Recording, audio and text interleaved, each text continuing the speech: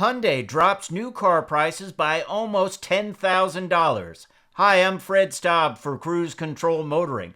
We take a look at the 2026 pricing for the IONIQ 5. Week, of course, the $7,500 tax credit, federal credit, is gone. There may be still some state credits for buying electric vehicles. But Hyundai made huge news this week. They have a way of dealing with this loss of the $7,500, and this is real money. They break down the price, the 2026 price of the IONIQ 5, which is a great vehicle, by the way. It is my favorite electric vehicle. It's roomy, it drives well. Everything from the base model all the way up to the IONIQ 5N. But listen to some of these reductions. Now, starting with the IONIQ 5 SE rear-wheel drive, standard range, it sold for an MSRP of $42,600 in 2025. The new MSRP is $35,000. $7,600 less, right? That's the federal subsidy right there, and it gets better. Yes. This is how well. I just wonder if they have to at least be breaking even somehow, but they're certainly not making money. Somehow, yeah. Now check out some of these other numbers. This was a big one. The IONIQ 5 SEL rear-wheel drive model.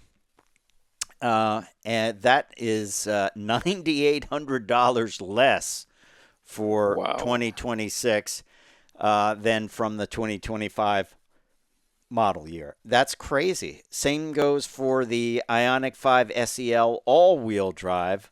Was $53,100. Now it is $43,300. I mean, we've talked about other manufacturers cutting. Hey, well, it's 500 less, but whatever. But these are huge numbers, and it doesn't mean that they're stripping anything out of the vehicles. They're not decontenting them.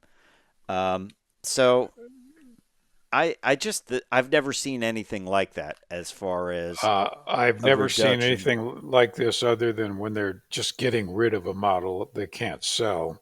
Mm-hmm. And this is not the case with the IONIQ 5. I worry a little bit about the resale value of the ones already out there. Mm-hmm. Yeah. Because this affects, not to mention the people that just bought one. Yeah. But that's the risk you take when you buy anything like that. Well, and it's typically not. You don't think it's going to go down. You think it's going to go up in the next year. Well, yeah. Yeah, it might have a few features. More than likely, it will go up maybe $500, something like that. But this is huge. Yes. I know someone that just bought one, and I immediately thought of him when I thought, oh my gosh, look, even like models like their IONIQ 5 XRT all-wheel drive. That's their off-road version. They even have one, the XRT all-wheel drive with tow hitch. Yeah, which is funny. That was $55,950 if you get the tow hitch. It's now $46,725. That's $9,225 off the price. I would feel very upset if I bought a 2025. I would feel like I really left a lot of money on the table, right? Well, yes, but if I hadn't bought one and I was interested in one and couldn't afford it, well, now I could afford it. So I guess my question to you, Fred, is how many extra IONIQ 5s are going to get sold? So even by the end of the year, I would think the numbers will be just staggering. I think so. And as you say, how do they absorb this? I'm not sure. Maybe sell more Tellurides. They're going to have a new Telluride out, which is going to be popular. Who knows? But it is big big news. So I tell you what, if you're going to a dealer and saying, should I buy an IONIQ 5 now, a 2025, or wait for 2026, I can answer that very easily. Wait. Yeah. Wait, Well, because which is a problem, because what does the dealer do with his inventory? I don't know.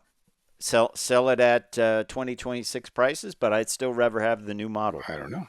Keep that automotive content coming. Make sure you like, subscribe, and ring the bell. And thanks for watching.